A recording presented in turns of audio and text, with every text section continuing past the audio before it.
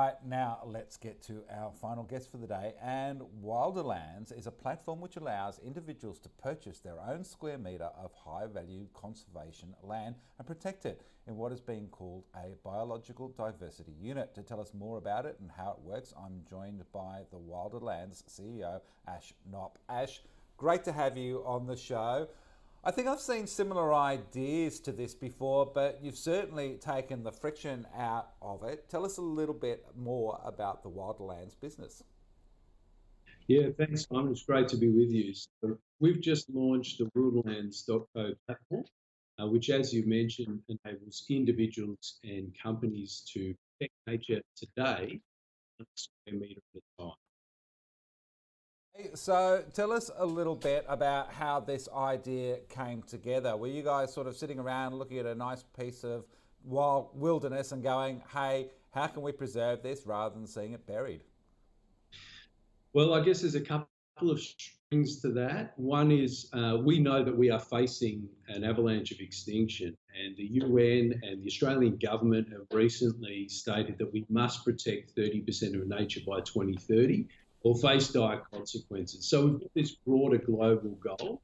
I guess as a startup that has been partnering with a conservation organisation that's been doing biodiversity protection projects for some time now and has great aspirations, I guess, to bring this to the masses. It was a matter of finding out, well, what's the best platform? What's the best way to do that? And so we've worked with this conservation organisation. We've identified 4 of their existing projects in South Australia, Victoria, and New South Wales. And we're launching with those projects at the moment to enable individuals and businesses to get on and support, with the hope and goal of bringing on other domestic conservation organisation partners in the future and then going international. So Ash, how does this play out longer term? Are we going to be a company looking to sort of deal with my carbon emissions, and by conserving land I'll be able to offset them? Or what's the longer game here for Wilderlands? Yeah, in some respects we certainly see biodiversity following the route that carbon has taken. Now, being net positive or having net zero goals as a company or even as an individual is nearly table stakes these days, but that's on the back of 30 years of a maturing market and understanding of our footprint, etc. We're firmly of the belief, and we're seeing globally, movement now around understanding our exact impact on nature and the impact that we're having on threatened species and ecosystems.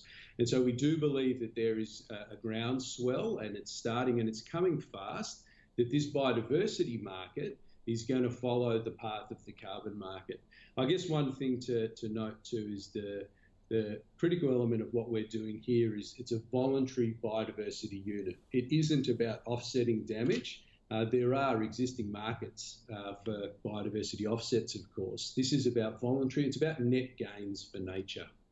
So is it along the way also putting a value on nature so that it is preserved? I know one of your partners, Mr. Detman, of course, Paul Detman, is a farmer. He would know the value of the landscape and preserving it, as well as being able to get cash out of it as a farmer. So is it about finding that balance so that we do preserve it because it's worth something? 100%, Simon. We need to motivate and incentivise landholders who own patches of land that are vulnerable, that could be used for other sources of income that ultimately have a detrimental effect on us all. And so this is absolutely a way that can be established, and certainly our long-term goal is to be bringing on both private landholders as well as conservation organisations, identifying them what value it is to support that ongoing management of the land.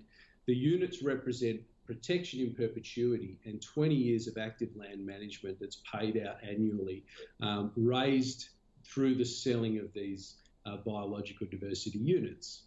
So Ash, just finally, take me through the business model in terms of who's the customer here? Am I doing this as a philanthropic exercise? And let's just say this is not the metaverse. I'm not buying virtual forest here and preserving it. I'm doing actual verse with the real live universe and preserving this for hopefully next generation.